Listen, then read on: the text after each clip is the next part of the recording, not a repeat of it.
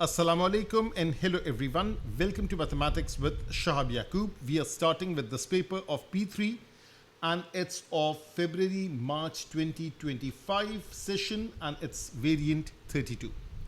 So now let's look at the first question. The first question is about logs and exponential.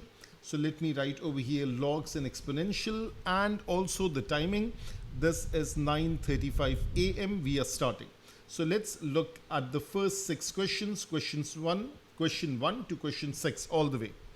So now it says solve the equation, that is the equation with ln and exponential in it, final answer correct to 4 decimal places. So final answer 4 dp and that is the equation. The first thing is apply this concept that is log y base a equals to x, therefore y is a raised to power of x. Ln y equals to x, y is e raised to power of x because the base over here is e. So now that's the first thing. This bracket is e raised to power of -3. So let me highlight this thing. This bracket over here, that is equals to e raised to power of -3. And then this is a constant. So therefore, take this one to the other side. Leave it as it is. Now take natural log of both sides. So take ln of both sides. So when we take ln of both sides, what happens? This thing in the power, which is e raised to power of -2x, this comes down and multiplies. It's better to draw a bracket over here. Ln of e is 1. Put everything in the calculator, evaluate, and this is what you're putting in the calculator. You are taking ln and then you divide, and this is the answer correct to 4 decimal places. This is not 3 significant figures. This is 4 decimal places. That's the first thing. Question number 2. What is it about? This looks like implicit. Now this is implicit differentiation. It says the equation of the curve is such and such. Find the gradient of the curve at the point where x is equals to 0. Now the very first step that I'm interested in is this one. That is when we have the value of x, we need to find the value of y, because dy by dx will be in terms of x and y.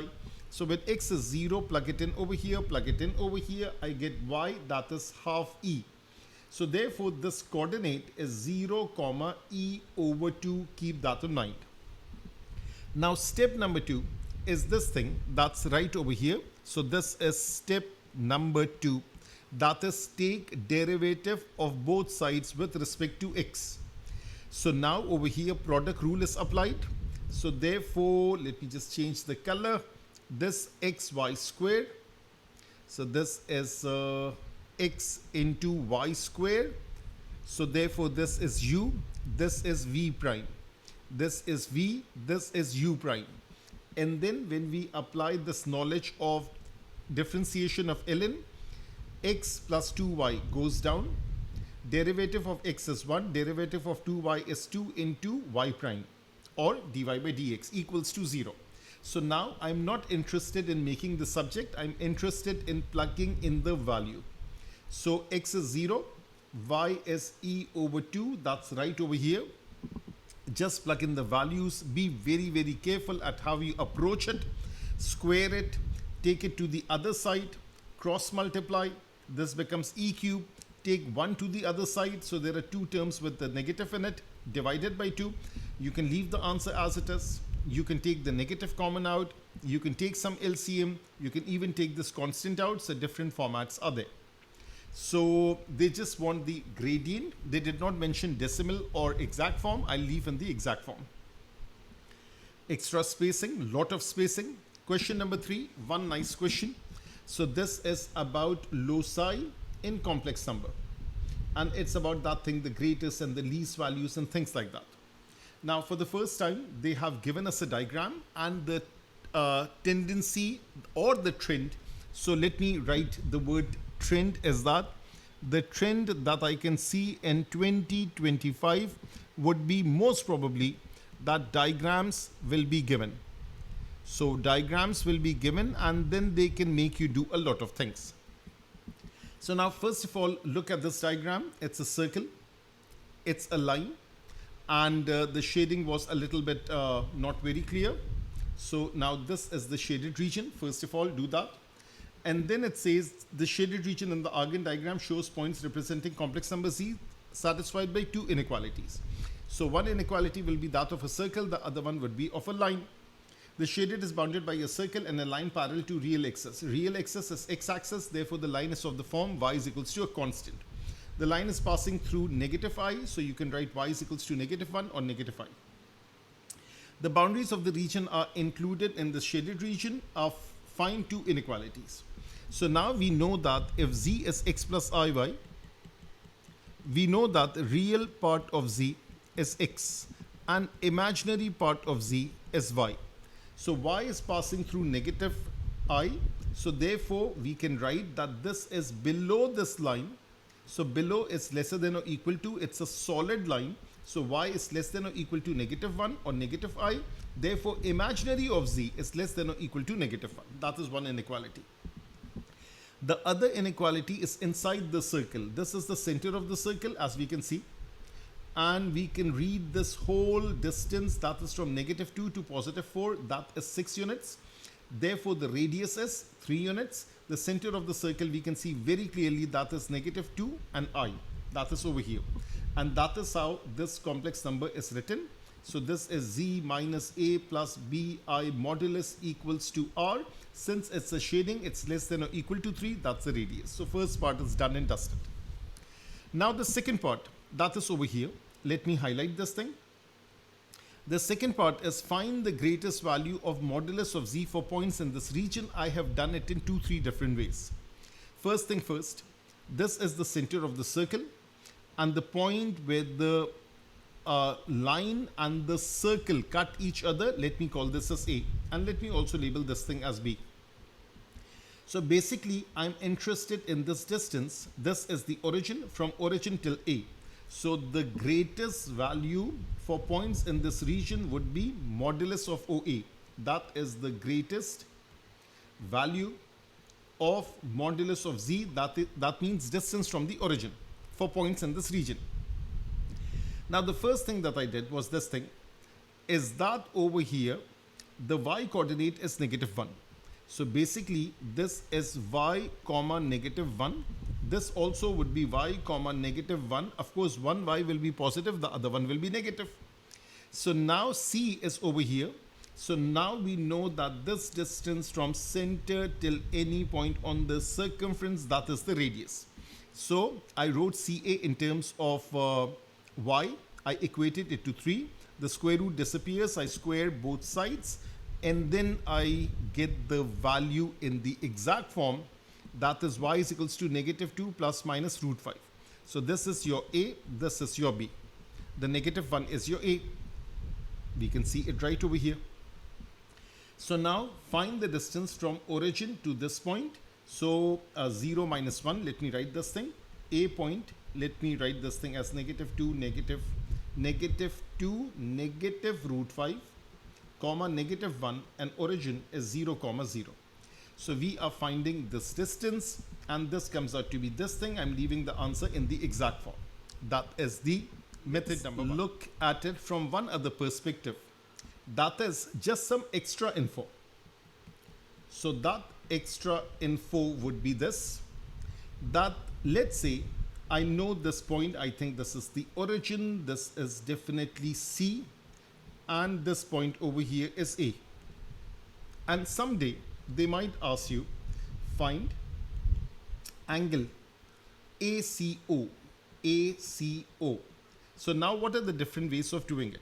One of the method is cosine rule, because all three distances can be found, and then you can find this angle ACO. The other method could be vectors, scalar product. So this is just giving you some extra information. So now we have C, we have A, we can find CA, we can find CO, two vectors diverging from a point, and then apply scalar product. Now coming back to this method number 2, that was extra information. So this is technically method number 2. That is the equation of the circle, that is the center, So this is x minus h whole square, y minus k whole square is r square, and the equation of a line. Solve simultaneously, you get the same coordinates as you would have obtained through this distance formula. That means equation of a circle, distance formula, they are interrelated, very much interrelated.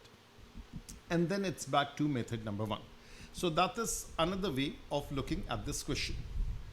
Question number 4, what is this about? This is about trigonometry and seeing addition formula after a long time.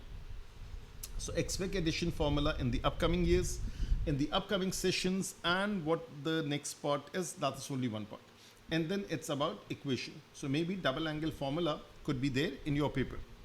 So now it says by first expressing the equation as a quadratic in tangent x. So first of all, addition formula, tangent A minus tangent B, 1 plus tangent A tangent B. And cot is written as 2 over tangent. And I'm writing tangent x as t. So tangent x is written as t. This is t over here. So this is t over here. This is t over here. This is t over here. And then the exact value of tangent 60 is root 3. We make a quadratic equation, that is t square minus 3 root 3t minus 2. First of all, let me evaluate b square minus 4ac. That's coming out to be 35.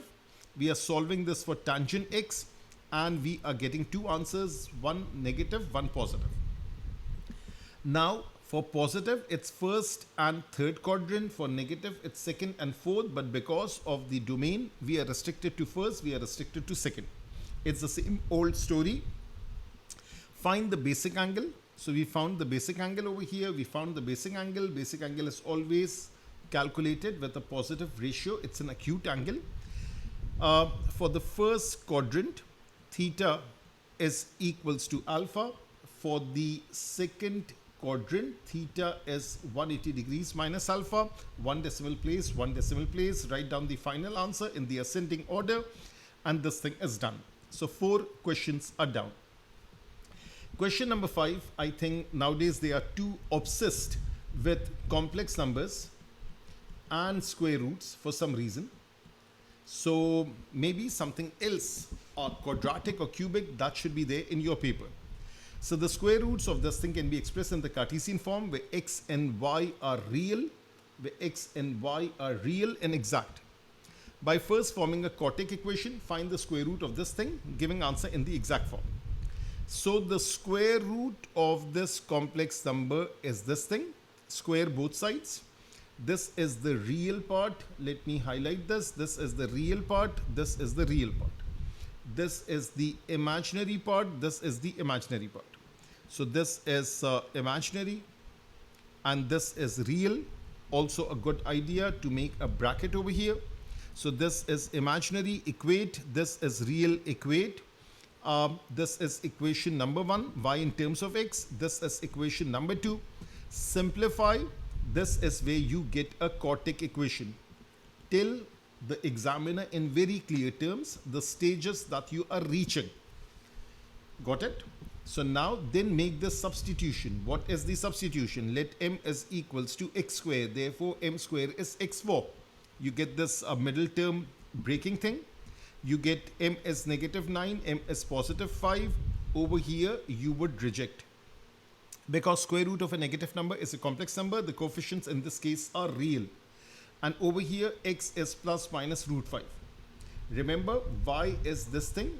When x is positive root 5, y is 3. When x is negative root 5, y is negative 3. So this is one answer, this is the other answer. They are not conjugates of one another.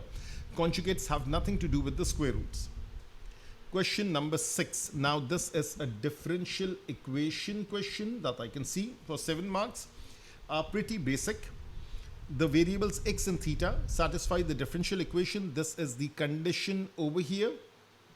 So that is the condition over here.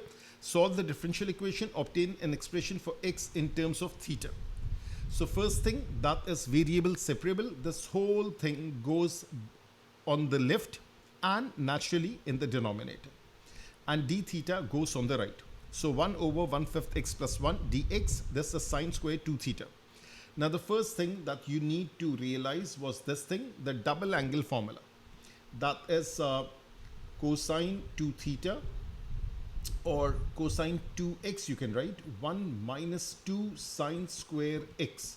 In other words, 2 sine square x is equals to 1 minus cos 2x.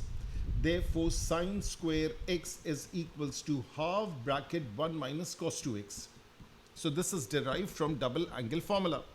So now over here, if this is x, this is 2x. Therefore, if this is 2 theta with the sine square, so 2 theta will give me 4 theta. That is what I have written. So first be very, very clear about the technique that you need to apply and start integration on both sides simultaneously. Integrate, integrate.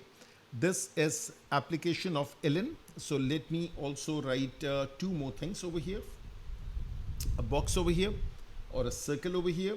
That is integral of cos theta is sine theta plus a constant of integration, whatever is the coefficient of the variable that will come down and divide.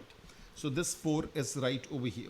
So let me focus on the 4 that is derived from this 4. And the next thing that you need is that 1 over ax plus b dx, that is 1 over a ln ax plus b plus a constant of integration c. So over here, let me highlight this in red color. The coefficient is 1/5.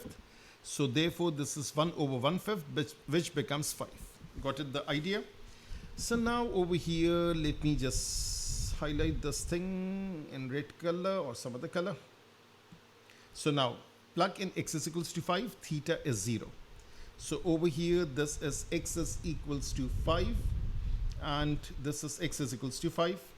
Theta is 0, theta is 0, sine of 0 is 0. Therefore, c comes out to be this thing, c comes out to be 5 ln 2. I wrote it as ln 32 using rules of logs.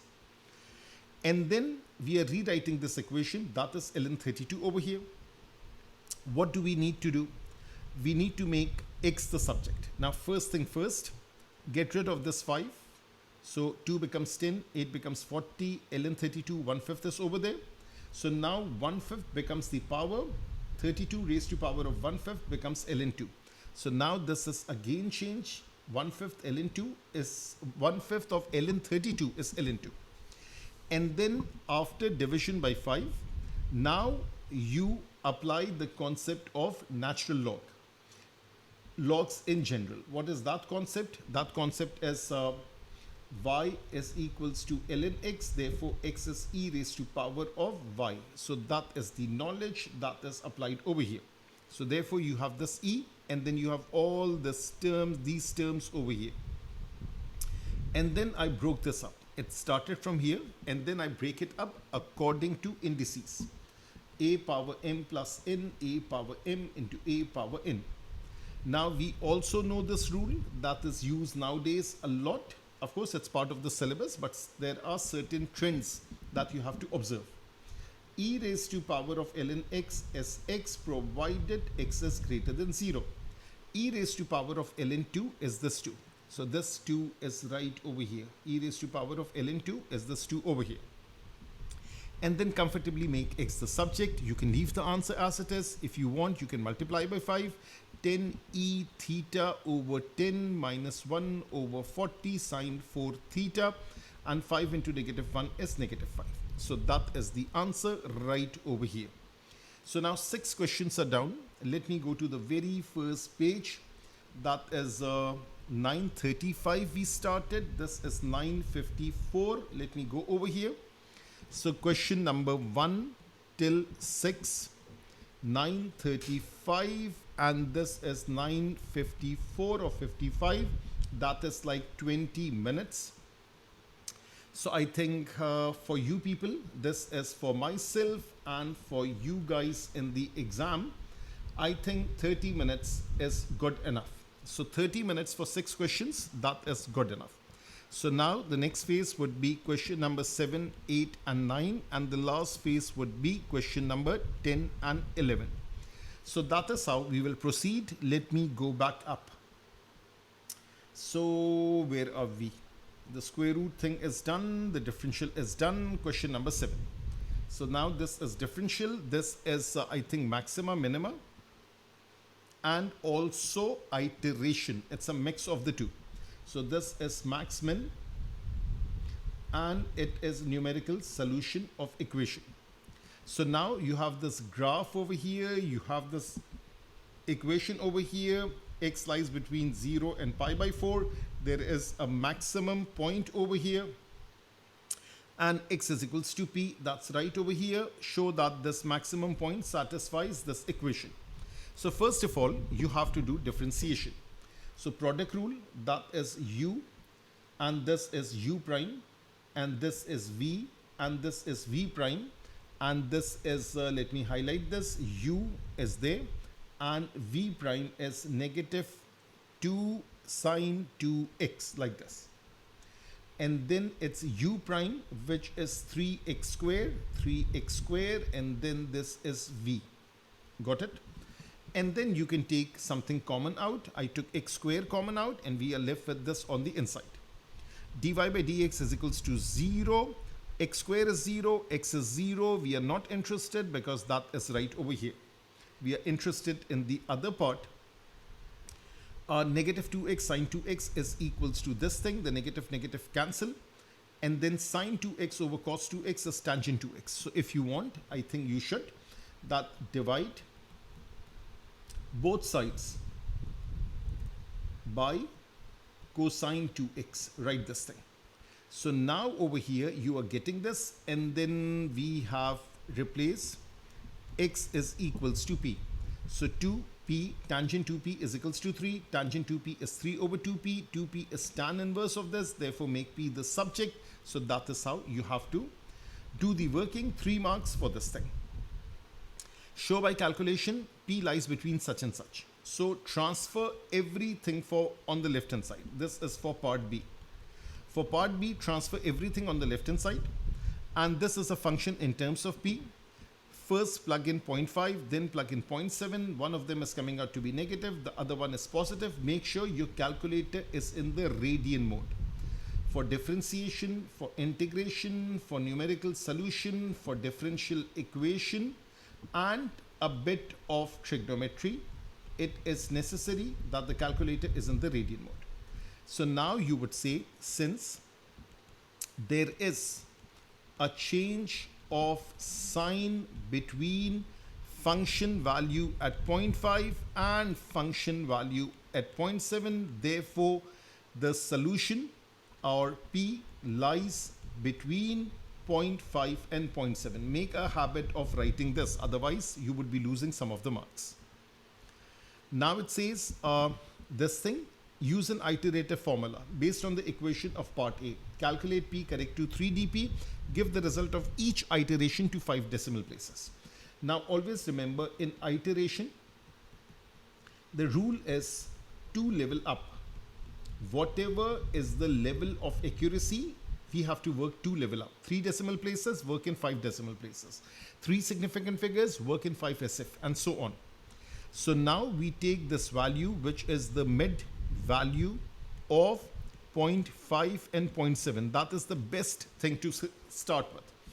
And we already have the equation. So we have p is equals to this thing. So pn plus 1 is half tan inverse 3 over 2 pn. That is how we write it. So I think it's a good idea that I write it over here.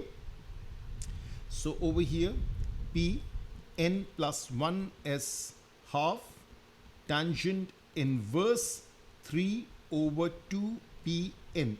So now this is your input value. This is your output value. We start with p1 as 0.6, plug the value in and show the working, and this is what you're getting. Now I have cut short a little bit of the working. Now p2 is 0.59514, therefore p3 is this. Similarly, p3 is this, p4 is this. Similarly, p4 is this, p5 is this, and so on. Now look over here. This was 0.595, this was 0.596. I move to the other one. This is becoming 0.596, this is becoming 0.597. So that is why I have to move to the next stage, and it's stopping, it's converging at this particular value.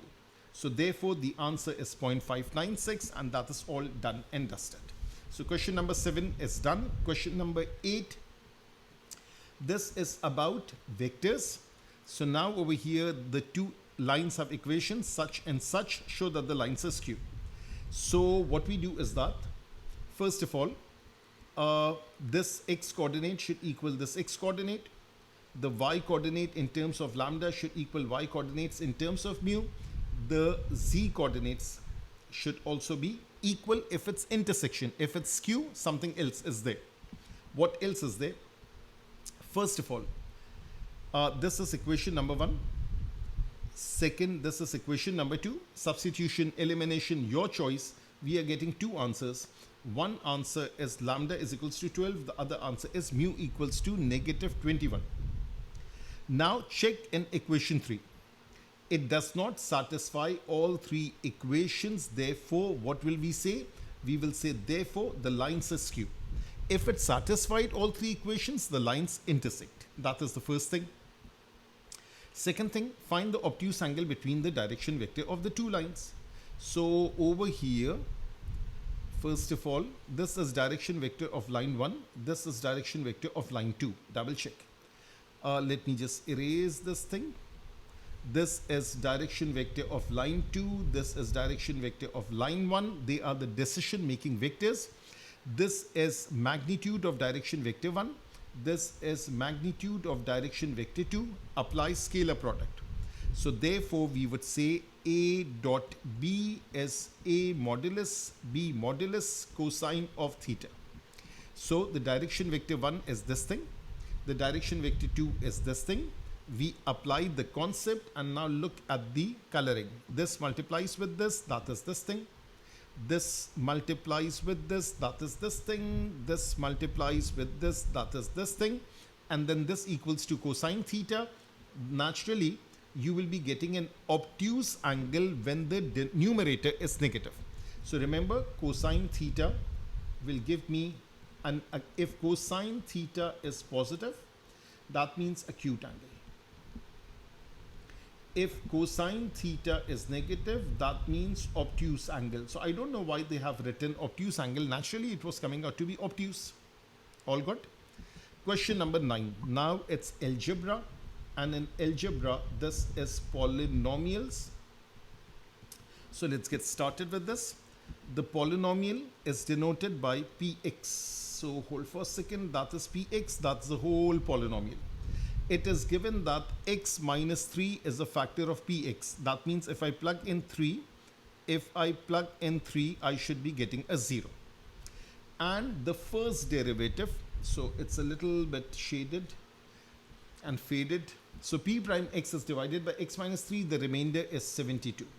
So therefore, find P prime x. Hold for a second. Find P prime x. And that's P prime x, and then plug in 3 and the remainder is 72. So P prime of 3 is 72. So this is one equation you are getting. This is the other equation that you are getting. And then we solve simultaneously and then you end up with this answer.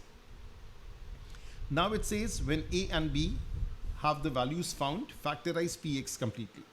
So I plugged in the value of A, that is negative 11 over here. So this is A over here, that is negative 11. And then this is B over here, that is negative 24. That is plugged in. Let me remove this now. And then you apply long division. 6x cubed over x is 6x squared. Multiply with each one of them. Write it down. Change the sign and add. Pull one other term down. Repeat the same process. You are getting this. Pull one other term down, repeat the same process. And this is the quotient that you are getting. And this by middle term factorization, this is breakable. So you get these two factors right over here. Now it says, hence solve the inequality Px is less than 0. Now it's a good question. Let me do some fresh working for you. So first of all, I need the x-axis and the y-axis. And before that, I need two things. First of all, Px is cubic. That's the first thing. And the coefficient of x cubed is positive. Coefficient of x cubed is positive. And what are the roots of this equation? There are three roots. X is equals to 3. And x is equals to 1/3. and the other one is minus 3 over 2. So this is the smallest one, then the second biggest, and the largest. So now over here, this is the x-axis, this is the y-axis, and 2 positive roots, 1 negative root. So now over here, we are having this equation which goes like this. So let me make it a little bit darker, like this and like this. So we start with top right, we go till bottom left, and this is the root, that is 3. This is over here 1/3. This is over here negative 3 over 2. And it says Px is less than 0. So now Px is less than 0, what does it mean? That is the region of the graph below the x-axis. So this is below x-axis. So that is this region over here. That is this region over here. So therefore we would write P is lesser than negative 3 over 2. And P lies between 1/3 and 3. Put a comma in the middle. That is how this answer is written. Just have a good look how it is linked with the things that are given at the top. So now this thing is done. So 6, 7 and 8 is done. When did we get started? Let me just double check. Hold for a second. So this is question number 7 we started. I think I wrote it at the bottom. That's over here. So 9:55 and we got started with this. So let's say 9:56. So if I say 9:56, so therefore let me write over here 9:56 to 10:07. So that is 11 minutes. Of course that was too fast. So let me give you maybe 25 minutes. 25 to 30 minutes for this one. So that is perfect for this. So now it is 10:08. Let me write over here and 2 more questions to go. So where are we? We are over here. No, vectors is done. And this thing is done over here. So question number 10 we are starting. Hold for a second. So this is question 10, black marker. Now it says this is partial fraction and it's integration. So it's partial fraction and integration. Now partial fraction is pretty basic. First of all, check whether it's proper or improper. Always make a habit of checking this. The highest power in the numerator is 2. The highest power in the denominator is 3. Therefore, it's proper. So now decide on the case. Which case is this? This is the case of quadratic. Why? Because we have x squared plus 4. The numerator is bx plus c. And we have this thing 1 plus x. The numerator is a constant. We take LCM. This multiplies with this. This whole thing multiplies with this. Make sure to write a bracket. Otherwise, you are bound to make a mistake. This equals to this. Now the strategy in this one is get rid of these two. How can I get rid of these two? By making x plus 1 equals to 0. Therefore, x is negative 1. So let me get a red marker. No, not this thing. So x is negative 1. We plug negative 1. We plug negative 1. We plug negative 1. We find the value of a, which is 3. So the value of a is negative 3. Value of a is negative 3. The next thing that we do is that we make b equals to b disappear by making x equals to 0. So blue marker over here, x is equals to 0, b disappears, and you find the value of c. So the value of c is right over here, the value of c is right over here, and the value of a is right over here. And then we can choose any other nice value, small value, x is equals to 1, that is plugged in, and we find the value of b. So double check, a is the numerator of 1 plus x. bx plus c is the numerator of the quadratic. So a is the numerator, that 4 minus 3 over 1 plus x, and this is minus 4x plus 6, which is written as 6 minus 4x, no issue. So that is the first part, 4 marks, 5 marks, 5 marks. Next one, hence find the exact value. So now we are interested in the exact value of this integral. Give your answer in this particular format. There is a pi term, there is an ln term, where a and b are constants for 6 marks. Now, first of all, you write the partial fraction as it is. And now, since there are two terms in the numerator, can I write this thing as 6 over x squared plus 4 and minus 4x over this thing? Yes, I can. Now, there are three rules that are applied. The first one is basic integration, that gives us ln. The second one is if the numerator is derivative of denominator, the integral is ln of denominator. Third one is if you have a fraction in this form, there is a constant over here that if there is anything besides 1, take it outside, x squared plus a squared. So this is 1 over a tan inverse x over a plus c. Now, keeping this in mind, let's focus on this. This one is this, the blue one. This one is this, the green one. This one is this, the purple one. So first of all, over here, minus 4x is basically minus 2 into 2x over x squared plus 4. Is the numerator derivative of denominator? Yes. So minus 2 remains as it is, ln of the denominator. So focus on this, that's the integration. This 6 as it is, and this is x squared plus 2 squared, 1 over 2 tan inverse x over 2. Perfect. Over here, the coefficient of x is 1. So this is 1 over 1. And ln of 1 plus x minus 3 remains as it is. Minus 2 remains as it is. Very basic integration. Now plug in the limits. So when we plug in the limits, what do we have? We have this thing, this one over here. Let me choose another color. This one over here 2. So you plug in 2 over here. 1 plus 2 is 3. This is 3. This is 2 squared plus 4. That is 8. 2 over 2. That is 1. And then we plug in the blue one over here. Or green is used. So let me use this thing. I think the dark one. So the 0 is plugged in over here. So 1 plus x is 1 plus 0. This is 0 squared plus 4, which is 4. This is tan inverse of 0.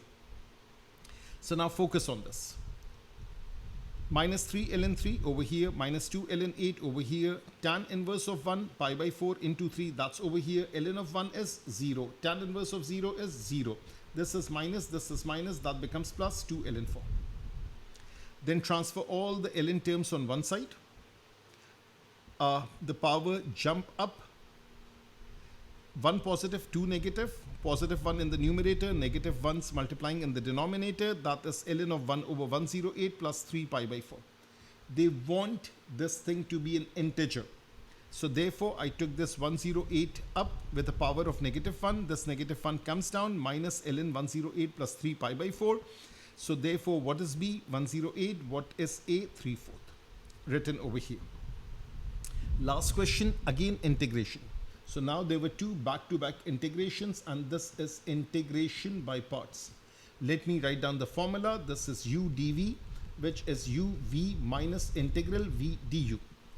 So now we apply the concept of late for choosing u. This is algebra and trig. So over here, this is algebra and this blue one is trig. So u is taken as the algebraic term. So u is x squared. U is x squared, therefore du is 2x dx. And then dv is the trig part and v is this. Focus on the arrows because the arrows follow the formula. uv minus integral v du. So this is multiplying it out, x squared into 3 into sine 1/3 x. X squared into 3 into sine 1/3 x. And then minus 2 into 3 is 6 into x into sine 1/3 x. That thing is done. So now this box over here, let me mark it in green color. This thing over here, that is this thing over here. Got it? So now make sure that you have a big bracket on the outside. The green bracket I'm focusing on, that is this thing, that is this thing. And then again repeat the process because as long as there is a product in the integral sign, you have to do integration. That's what integration by parts is all about. Product of two functions of x. u is x, du is 6dx. dv is this thing, integral of sine is negative, derivative of coefficient comes down and divides, flips and becomes this. So now multiply these two, look at all the working. Now this is basic integration, integral of cos is positive sine, division by 1/3 is multiplication by 3, that 3 multiplies with 18, you are getting this. So now you're getting our big fat numbers over here. And then we plug in the limit, upper limit and lower limit. So let me just show the upper limit. That's right over here. Let me just remove the green sign over here if it's possible.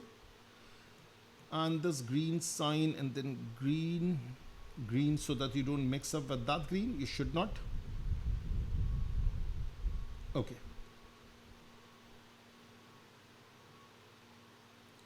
So now let me use my traditional color, that is red. So we plug in pi over here, we plug in pi over here, we plug in pi over here, and then there's blue, we plug in 0, 0, 0. Now first let me focus on the 0. Sine of 0 is 0, sine of 0 is 0, and because of this 0, this becomes 0. Over here, because of this 0, this becomes 0. Otherwise, cos of 0 is 1. So therefore, you are lucky, you get 3 zeros over here. Pi by 3, sine of pi by 3, root 3 over 2. Cos of pi by 3 is half. Sine of pi by 3 is root 3 over 2. So over here, this is the red one, that is root 3 over 2, that is half, that is root 3 over 2. And then look at the answer. The answer is in terms of pi square. The answer is in terms of pi and root. And yes, there was one other place where we were plugging in this pi, that is right over here. Got the idea? So I think that's about it. So 2 questions are done. This is 10:08 to 10:17. So this is 10:17, and how much time did I take? I took 11 minutes. Of course, that was fast. So let me give you another 25 minutes over here. And let me give you add 15 minutes more. So let me add 15 minutes. 25 and 25 is 50. 30 plus 15 is 45. 50 plus 45, that is 60 plus 35. That is 1 hour and 35 minutes. If you do in this time, you still have how many minutes left? 15 minutes left to relax. So therefore, make sure your concepts are very, very clear. You write out things very, very clearly, as I've seen. Follow the instruction and A star will be yours. So that was me signing off from February, March 2025, variant 32. And inshallah, lot more coming up on this channel, Mathematics with Shahab Yaqub. Take care everyone and good luck.